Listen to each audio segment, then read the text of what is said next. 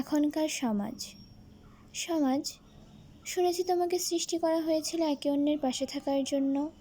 বিপদ আপদ, সুখ দুঃখ, হাসি কান্না সব কিছু ভাগ করে নেওয়ার জন্য।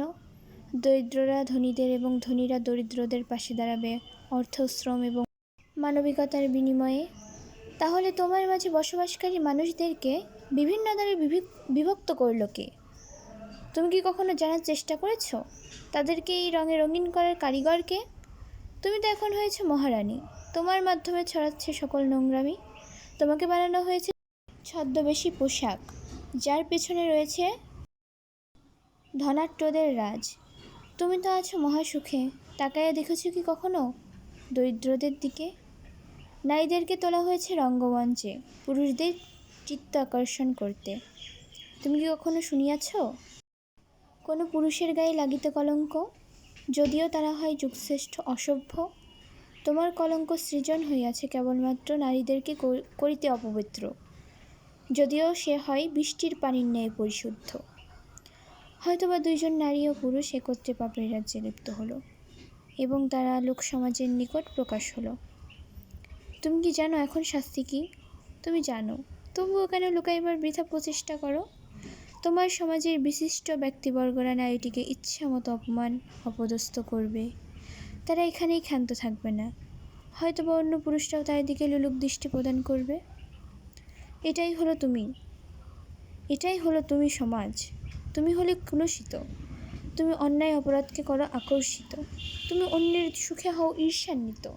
হ্যাঁ, এটাই তোমার পরিচয়। তুমি সর্বনাশকে দাও প্রশ্রয়। তুমি কারোর হৃদয়ে আছে ভালোবাসায় অঙ্কিত, কারোর হৃদয়ে আছে ঘৃণায় আচ্ছাদিত। কোনো একটি মেয়ে যখন সাইকেল চালায়, সমাজের বিভিন্ন স্তরের মানুষরা তাকে হাজারটা কথা শোনাবে, তাকে তিরস্কার করবে। অথচ যখন সে কোনো যানবাহনের মধ্যে বাধ্যকতাবশত কোনো পুরুষের পাশে বসবে, তাতে কিছু না, কোনো অসুবিধা নেই তাতে। কিন্তু তাদের ভাষায় মেয়েরা সাইকেল কিংবা স্কুটার চালাতে পারবে না।